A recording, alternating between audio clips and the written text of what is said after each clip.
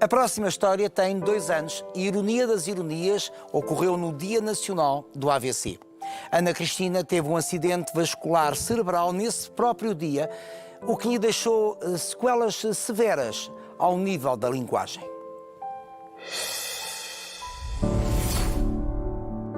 Foi há 2 anos que a vida de Ana Cristina Fernandes mudou. Em março de 2019, andou há algum tempo a queixar-se de dores de cabeça, mas automedicou-se e desvalorizou a situação. Certo dia, acordou sem energia e nem assim deu importância aos alertas que o corpo lhe estava a dar. Porém, quando o marido chegou a casa, reparou que Ana estava estranha, sem um discurso coerente, e levou-a imediatamente para o hospital. Ana acabou por ficar internada em estado grave, com o diagnóstico de trombose venosa cerebral. Ora viva Ana Cristina, vamos tratá-la por Cristina porque já me pareceu que este é o nome que prefere. Sim. Cristina, vamos lá saber quem é Cristina. Portanto, ouvi dizer que muito cedo teve por vocação, sonho de vida, ser mãe e lidar com crianças. Sim, É verdade? certo, sim. Porquê? Sempre gostei muito de crianças e depois ingressei no curso e realmente confirmou-se aquilo que eu sempre ambicionava. Em termos de trabalho, foi sempre o que eu sonhei e Trabalhar com crianças. trabalhar com crianças. Ser quê? Educadora de infância. Educadora de infância. E foi para isso que estudou? Foi, exatamente. Foi nesse sentido que se formou? Exatamente. Tirei primeiro um bacharel e depois, mais tarde, logo de seguida, a licenciatura e comecei logo a trabalhar. Agora vamos à vida afetiva. Portanto, casada, Casada com o Manel. com o Manel. Com o Manel. Com o Manel, como é que o conheceu? Conheceu, na altura éramos bastante jovens, eu tinha 19 anos e Onde é que viviam? no Barreiro e conheceu exatamente através de amigos comuns e começámos a namorar aqueles namoros de jovens, sim. Levou muito tempo esse namoro? Até ao casamento? 8 anos. 8 anos? Bem, Ainda foi algo. já não se usa. Não, já não se usa. Mas eu acho que é importante o namoro, não é? Para conhecer a pessoa com quem vamos partilhar a vida. Exatamente. Acho que hoje em dia falta por vezes esse tempinho de conhecimento. Filhos? Casámos, depois tive logo um Tiago. O Tiago tem agora 19 anos. 19 anos, portanto, filho único. Filho único. Muito bem. Como é que conciliava tudo? Portanto, conseguia conciliar trabalho, educação do filho, casamento, como aliás milhares e milhares de mulheres. Sim, eu também sempre fui muito exigente e nós as mulheres temos esta tendência e conseguia conciliar tudo, sendo que Comida da casa.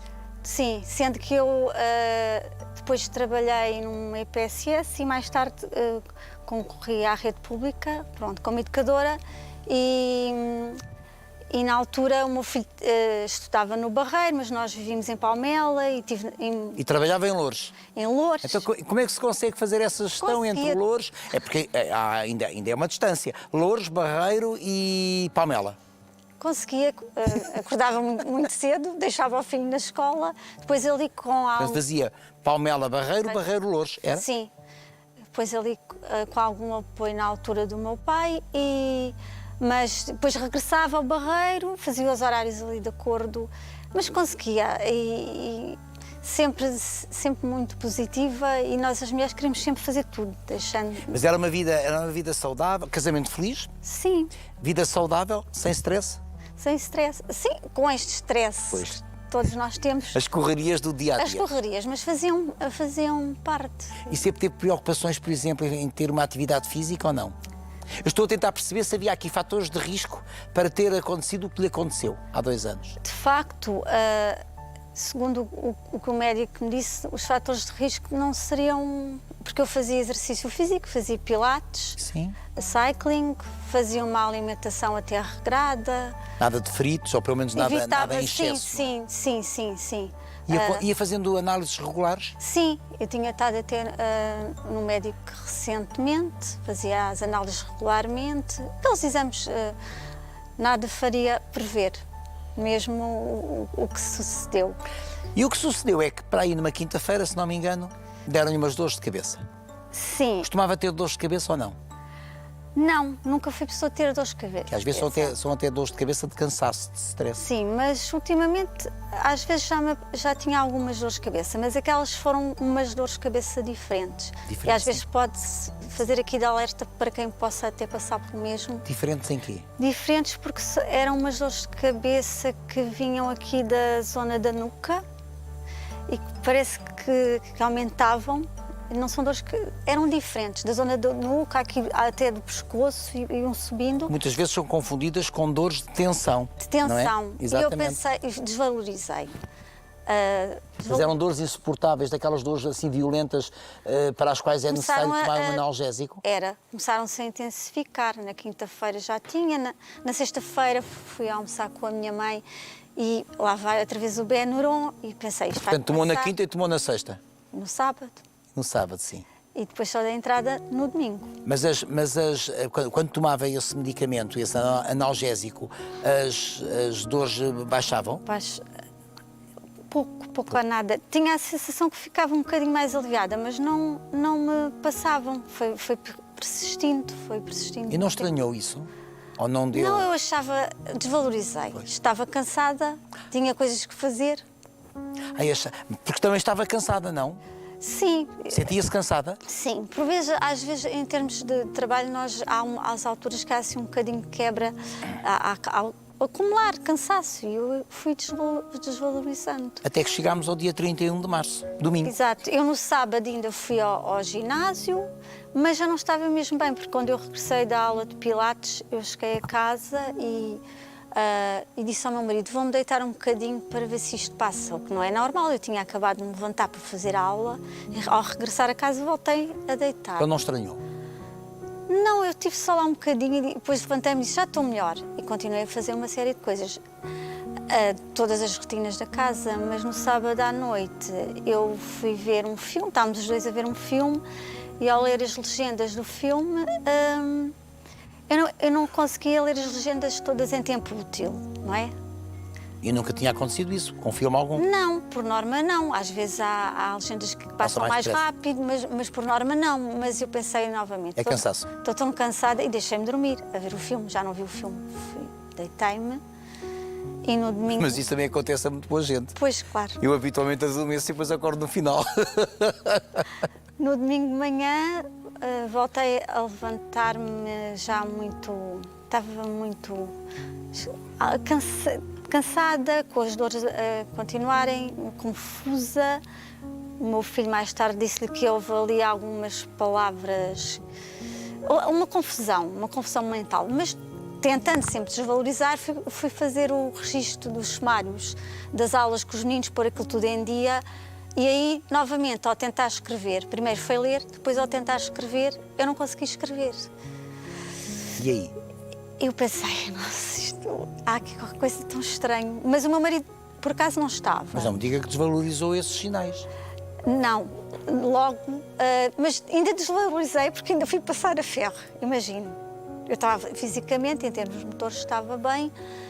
Entretanto, como eu Portanto, já podemos aqui deixar algumas mensagens lá para casa. não desvalorizei, Que é, não desvalorizem os sinais, não é? Porque aqui já há uma sucessão. As dores de cabeça que não passavam de todo, não é? Exatamente. O cansaço, o cansaço, ou não ler legendas Legendas até ao fim e depois, inclusive, não conseguir escrever. Depois tinha as imagens, as fotografias dos meninos, queria escrever o nome, sabia quais eram os meninos, tudo mentalmente, não é? Mas não conseguia. E depois o meu marido, entretanto, não estava. Quando ele chegou, eu fui-lhe dizer, eu acho que disse isto, eu estou-me a sentir muito esquisita porque eu não consigo escrever os sumários das aulas com os meninos. Porquê é que acha que disse isso? Porque não consegue lembrar-se disso mesmo? Eu acho que disse isso, mas o meu marido contou-me depois que ao dizer-lhe, tentar explicar, ao verbalizar, ele disse que o meu discurso já não era coerente. Houve ali algumas palavras que já não foi um discurso muito coerente. Mas Isso alarmou ou não? Ele disse, vais-te vestir, vamos ali ao hospital.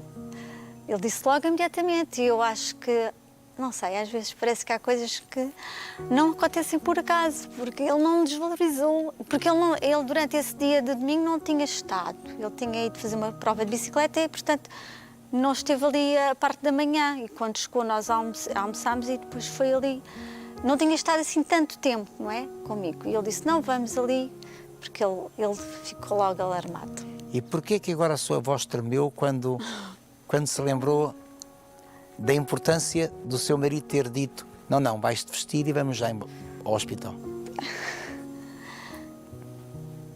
Eu não sei, eu acho que...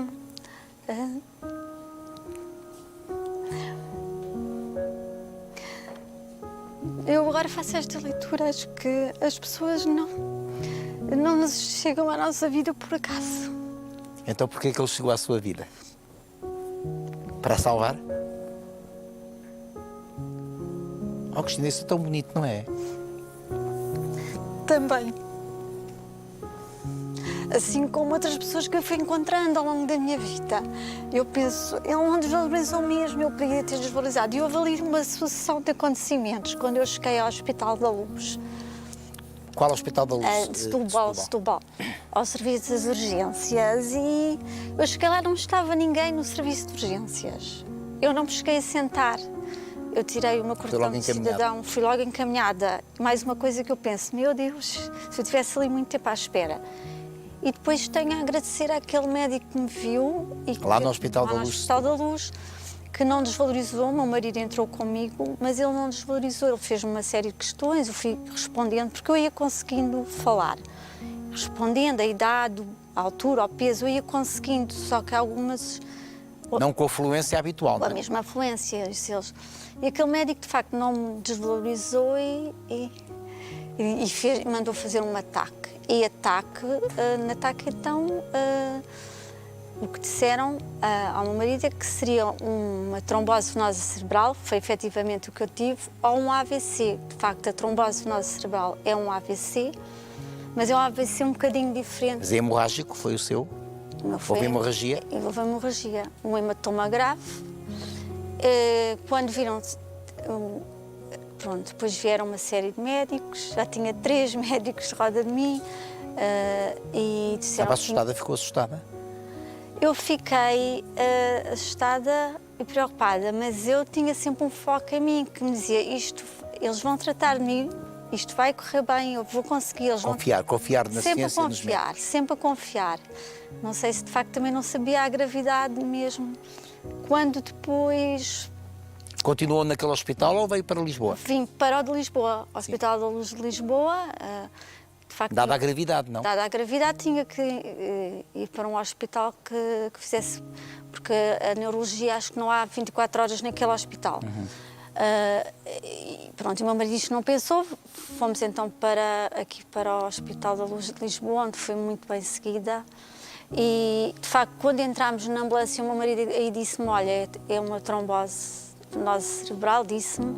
Eu pensei, bom, isto é mesmo... Aí pensei, temi mesmo pela vida. Pronto, eu cheguei e depois tive... Para os cuidados intensivos. Cuidados intensivos, tive 3 dias nos cuidados intensivos. São essenciais. São essenciais. São decisivos. Aliás, a rapidez da resposta foi decisiva. Num caso de um AVC, Sim, não é? Exatamente. E o que depois os médicos disseram, estes vão ser fundamentais, estes 3 dias. Claro. Vão ser decisivos, 72 horas. Até em relação depois às sequelas, não é? Exatamente, e vamos aguardar. Mas eu acho... Eles... Tem consciência desses... Lembra-se desses 3 dias que passou nos cuidados intensivos? Sim, lembro. E quando me foram visitar, quando a minha mãe me foi visitar, a minha irmã, o meu pai, lembro. E lembro-me de querer dizer o nome deles e dizia com alguma dificuldade. Lembro-me de estar lá deitada e havia uma garrafa de água e eu comecei a tentar ler o rótulo, porque eu tinha consciência que não estava a conseguir fazê-lo e depois consegui ler o rótulo da garrafa, que era uma garrafa de água da Serra da Estrela, e chamei a médica a chorar e dizer, eu consegui. E disse-lhe, eu consegui. Tenho plena consciência, mas acho que... E quando é que percebeu as sequelas ao nível da linguagem, as dificuldades que tinha ao nível da linguagem? Bom, depois os médicos perguntavam, tentavam que eu nomeasse palavras e eu não conseguia nomear. Mostravam uma mala, uma carteira, eu sabia o que era, para que era, mas eu não conseguia nomear. Como é que se sentia? Porque isso deve ser uma aflição, que é saber, portanto, mentalmente sabia, não conseguia verbalizar aquilo que sabia. Sim, não conseguia nomear. Tem um impacto emocional muito forte. Quando aos 40... É devastador. E um dos motivos por que eu vim aqui hoje é exatamente para quem possa estar a passar pelo mesmo, não perder a esperança. Porque eu consegui. Conseguiu mesmo. Quando toma consciência, portanto, quando percebe que não consegue verbalizar aquilo que até ao AVC, até àquilo que se passou, conseguia dizer, isto cria angústia, muita angústia, aflição. Sim. Os médicos depois diziam-me, o Dr. Martin, que é um excelente médico, jamais esquecerei, que ainda me acompanha, a Ana vai conseguir.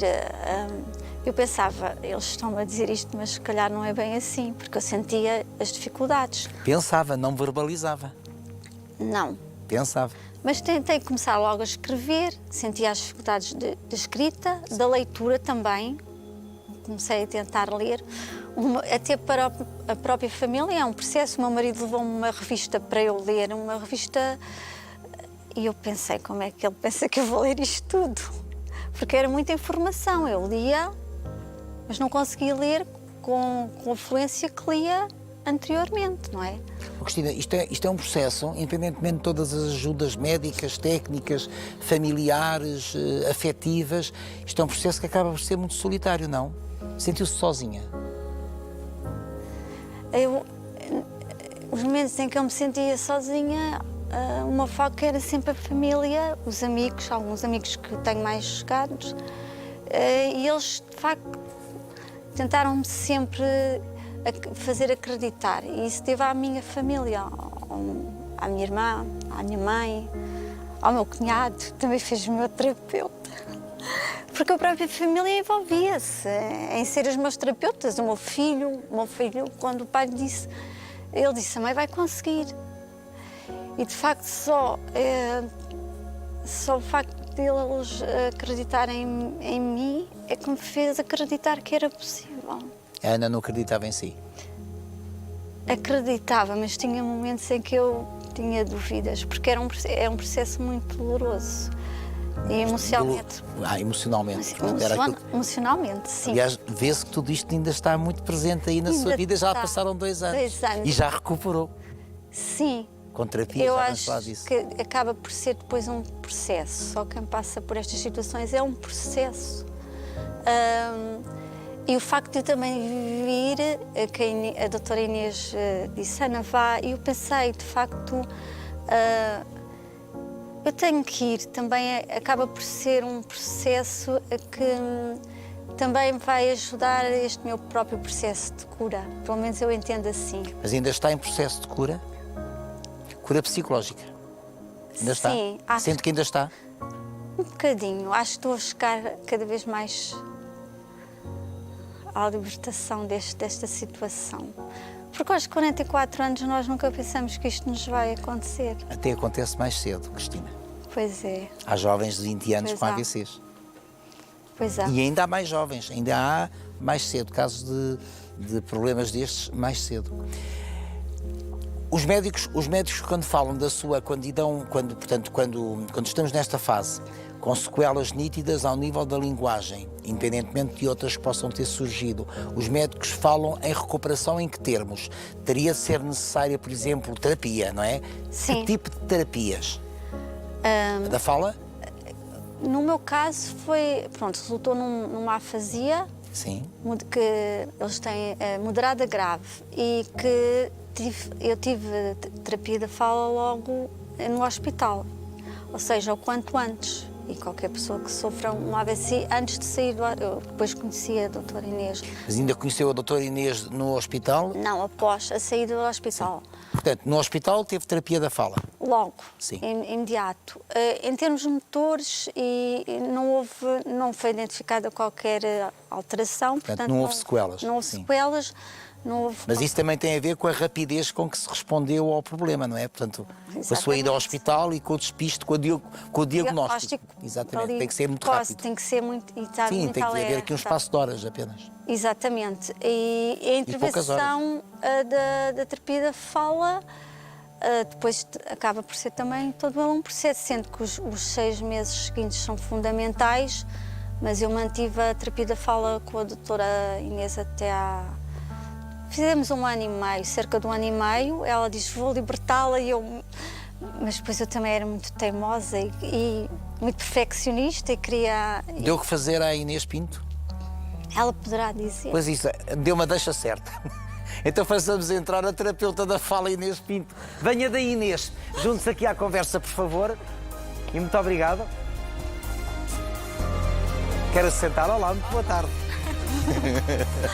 Então diga-me lá, deu muito que fazer? Eu também lhe dou nossa muito que convidada. fazer. Eu assim que ela foi lá, eu disse, você está feito ao bife comigo, isto é para trabalhar. E o que é que isto quer dizer, estar feito para o bife? No seu caso, no caso da terapia da fala. É porque eu percebo que estes casos, não é, eles vêm com uma parte emocional também bem Aliás, frustrados. A Ana fartou-se de chorar durante o processo todo. Ainda se comove muito a falar disto, sim. não é? Pronto, e eu acho que a Ana é um exemplo de determinação imenso, porque uma afasia é crónico, ok? Agora, as dificuldades que a Ana tem são facilmente associadas a quando nós estamos cansados ou mais nervosos e nos esquecemos de alguma palavra. E a Ana tem aqui, pronto, tem uma vida funcional, uma comunicação funcional e que infelizmente muitas pessoas não a têm. Mas, Inês, cada caso é um caso, cada pessoa, portanto, é um caso. Já tinha tido vários casos ligados, portanto, como sequelas de um AVC? Sim, aliás, o meu estágio também foi por aí e ainda esta semana uma paciente minha de há 3 anos atrás me ligou para saber como é que eu estava. Portanto, eu acho que isto acaba por acabamos por nos envolver com os pacientes. E depois acho que é importante porque ninguém sabe o que é uma afasia até aquilo aparecer na vida da pessoa ou das pessoas que a rodeiam, não é?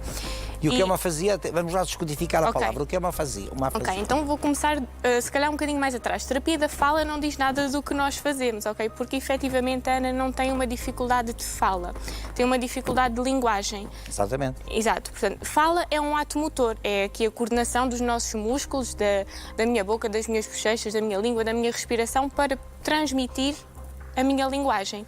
Linguagem é o conhecimento que eu tenho das palavras, o que é que significam, como é que eu construo frases, portanto, o que é que eu entendo e como é que eu respondo ao que me estão a dizer, não é? Portanto, junto fala e linguagem e tenho a minha comunicação.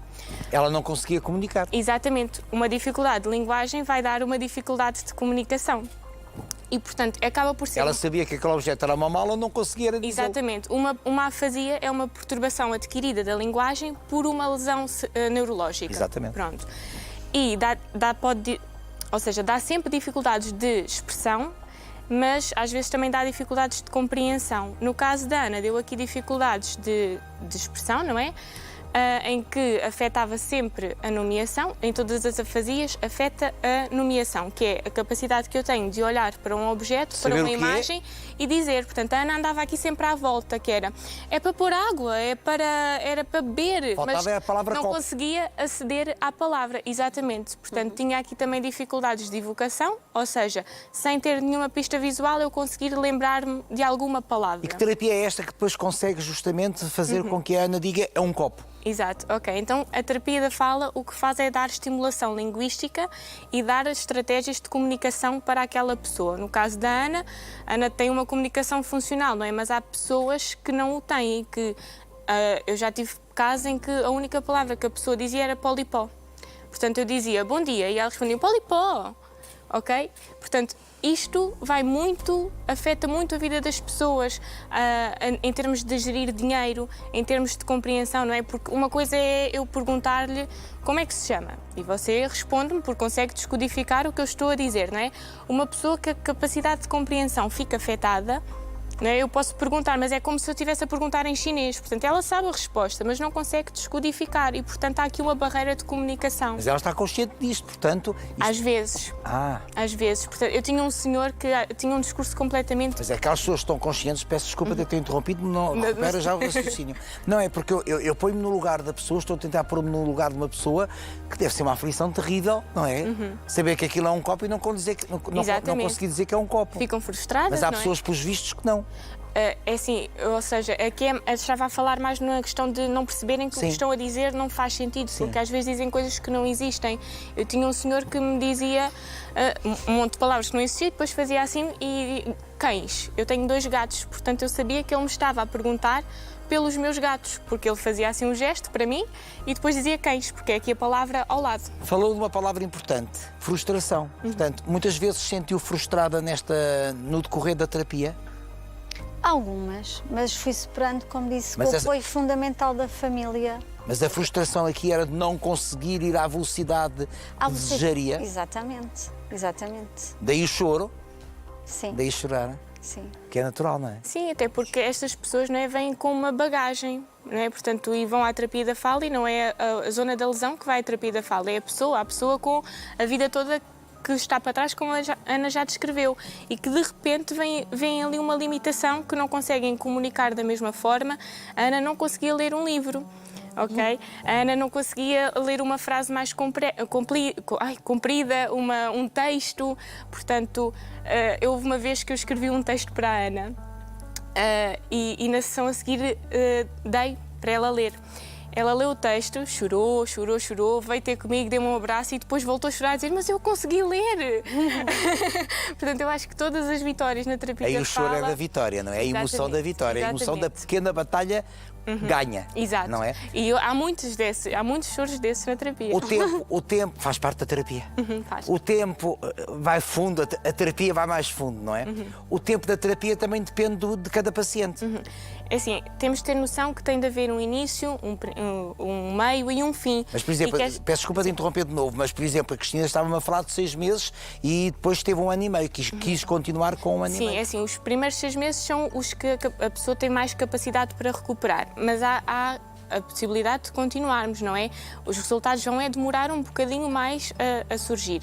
No caso da Ana, houve ali uma altura que eu já estava a dizer: Ana, já se calhar já podemos ter alta. E Ana: ai, não me sinto pronta. Portanto, aqui a última parte já foi mais o discurso espontâneo para a Ana perceber e ganhar confiança em si, que ela conseguia já sem a minha ajuda. Ela conseguiria, portanto, passados 6 meses. Talvez 6 meses, talvez não, mas aqueles últimos meses da terapia já foi para ela ganhar mais confiança e tínhamos um discurso espontâneo, não é? Portanto, aqui talvez se sentisse um bocadinho insegura, não é? Quase dependente da Inês, foi verdade? Dava-me segurança. Pois, é isso. Dava-me segurança. Quantas sessões tinham por semana? Começámos com 2 por semana e depois, à medida que fomos avançando, passámos para 1 e depois passámos para de 15 em 15 dias. Pois. Ou seja, foi assim um processo para a Ana também. É quase um desmame, passa a expressão, sim, é não verdade, é verdade. Só que é assim, há pessoas que vão ter dificuldades severas a vida inteira e, portanto, o objetivo da terapia da fala será dar estratégias para que possam comunicar. Ou seja, às vezes é preciso haver tabelas de comunicação, porque elas de facto não conseguem, ou não conseguem. A Ana tinha um discurso mais fluente, não é? Mas há pessoas que ficam com um discurso que nada sai. Portanto, elas fazem uma pergunta e elas fazem... Num caso destes, fica-se ligado para sempre à terapeuta da fala? Sim, sem dúvida. À terapeuta e acho que sim. E vimos, acho que vejo a vida de outra forma. O que é que mudou na sua vida?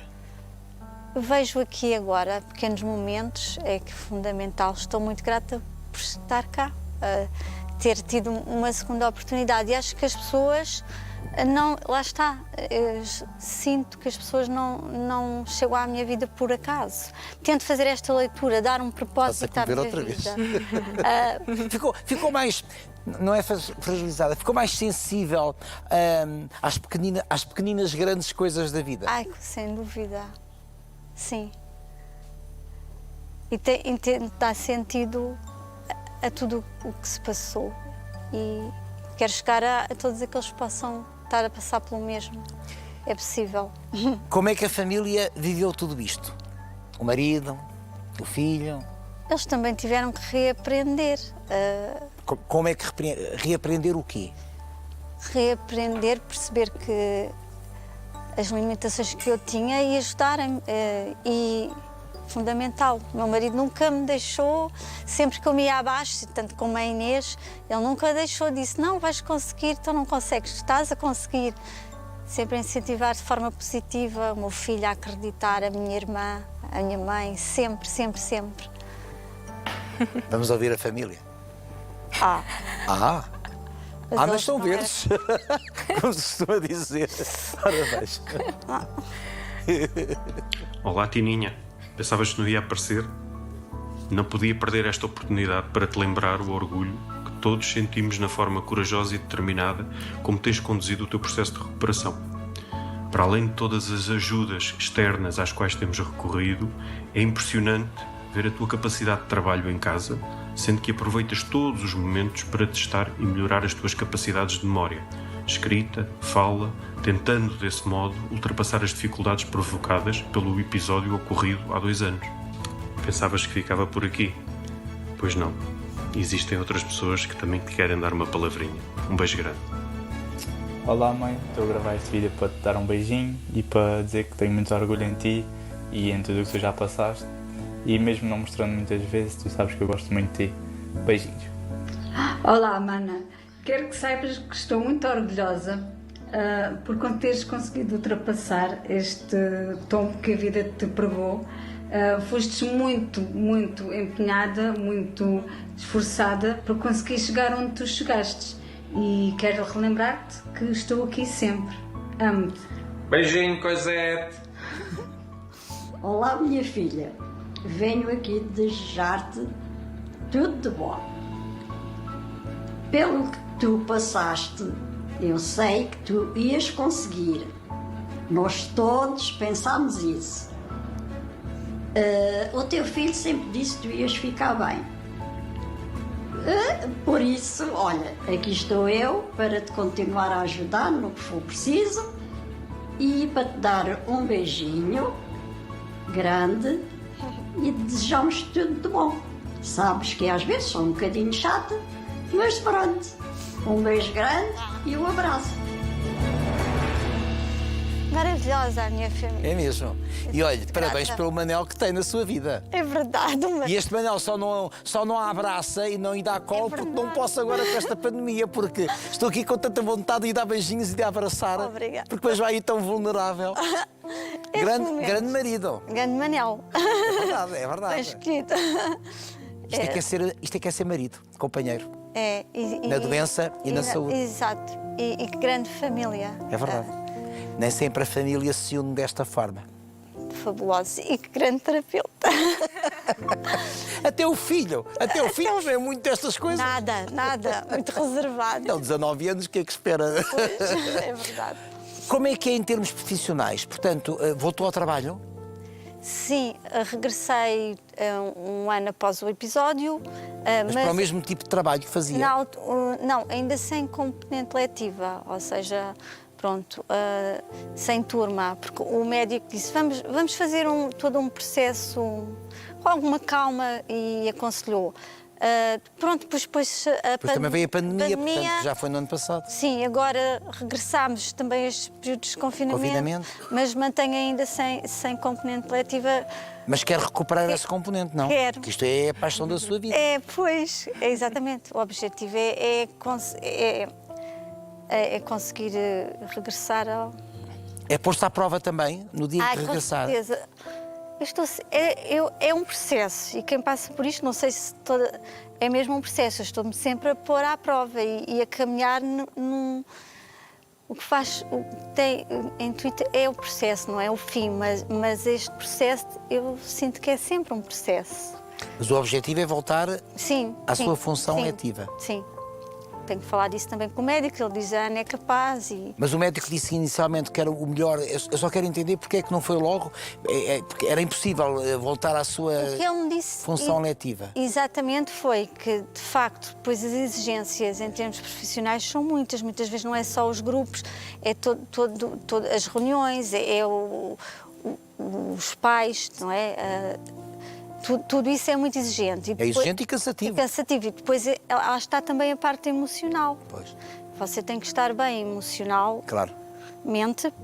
para conseguir, porque depois as exigências são Pois, muitas. é o tal processo que leva Todo algum o tempo. processo, não é? De facto, nós vimos que em termos da afasia e da dificuldade estava muito melhor, mas não é todo este processo e, de facto, o doutor também, ele nunca disse, não, agora vai mesmo. Ele sempre disse, vamos vendo, não é? Vamos vendo. E incentivando-me sempre de forma muito E positiva. sente-se apta a voltar já ou ainda vai levar algum tempo? Como é que sente? Bem, vontade de... não deve faltar. Ai, tenho muitas saudades de Tem saudades de quê? De estar ali? estar com os mais jovens, os mais pequeninos, eles ensinam-nos tanto. Manuel, ensinam-nos tanto. O que é que ensinam? Ensinam-nos muitas vezes o que os adultos não sabem, não conseguem transmitir. Ensinam-nos as coisas importantes da vida. Nomeadamente na sua própria inocência, não é? É verdade. São tão espontâneos Estamos- e sinceros. Pois estão. Ainda não têm os vícios dos adultos. São bons, são bons. O objetivo é esse, vamos ver. Um dia de cada vez. Sim, mas não está a viver estes tempos com essa ansiedade, é tranquilamente. Sim. Muito sim, bem. com tranquilidade. Tem colegas de trabalho que também viveram esta situação com preocupação ou não? Sim. Elas até brincavam muito e diziam: a Ana só come salmão e coisas saudáveis, como é que é possível? Brincavam na Hoje em altura. dia o salmão também já é de viveiro. É verdade. Já não tem aqueles ômegas todos. Sim, mas de facto, pronto, eu estive numa escola, agora tenho estado noutra e todo este processo às vezes acabo por vir aqui. Vamos aos colegas?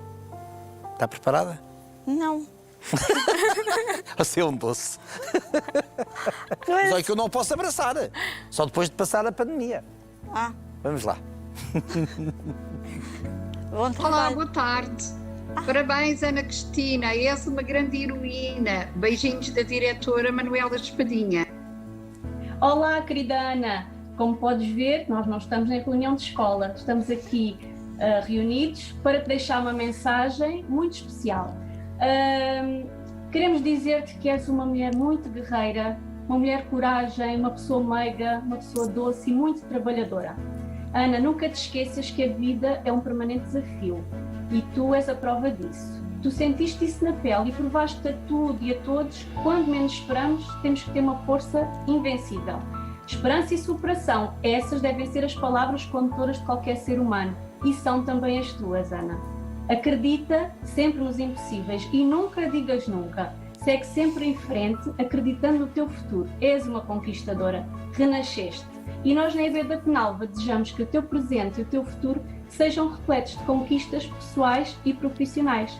Estamos lá para ti, querida Ana. Gostamos muito de ti. Beijinhos. Adeus. Beijinhos, Ana, muita força. Beijinhos, Ana, beijinhos. Estamos lá para ti. Obrigada. Eu contei 14 pessoas ali. Não estava à espera, eles têm excepcionais todos. Eu estou a adorar porque ela faz bonzinho. A Ana é espetacular. Eu tinha de lhe dizer às vezes: oh, Ana, você tem de descansar um bocadinho também. Está aqui há 40 minutos a fazer um beicinho. Não esperava, são uns queridos.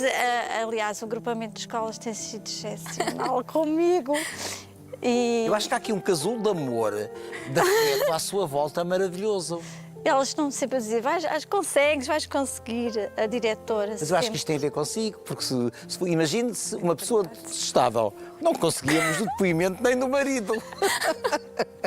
Não é? Eu pensei que elas não soubessem Não soubessem de quê? que eu vinha. Pois, possivelmente não sabiam, mas nós é que fomos à procura delas. Ah, certo, isto tudo porque eu disse à Inês. A Ana está feita comigo. Eu disse: não vou. Mas depois achei, o propósito é muito claro. É, porque é que depois acabou por querer vir ao programa? Exatamente, porque todos aqueles que possam estar a passar pelo mesmo, porque eu muitas vezes pesquisava pessoas que tinham passado pelo mesmo processo que eu, porque acho que é fundamental. Eu já tinha falado isto com a Inês, de fazer uns grupos de ajuda mútua. Se isto aconteceu comigo, então eu tenho que reverter isto da melhor forma, da forma mais positiva. eu tenho que crescer com isto e tenho que fazer os outros acreditar que se tiverem Primeiro, que não passar pelo desvalorizem mesmo, sintomas anormais. Por exemplo, Nada. uma dor de cabeça que não passe com um analgésico e que persista mais do que algumas horas, mais que um dia é estranho. Portanto, começa logo por aí, não é?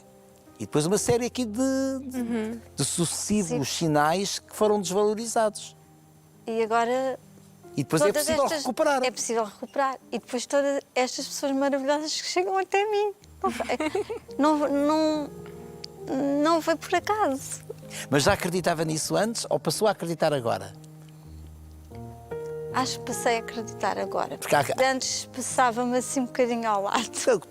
Correria da vida, não é? Portanto, acha que a vida lhe colocou as pessoas certas no seu caminho, não terá sido por acaso? Não. Inclusive, eu já tinha passado por este agrupamento há 10 anos, enquanto contratada.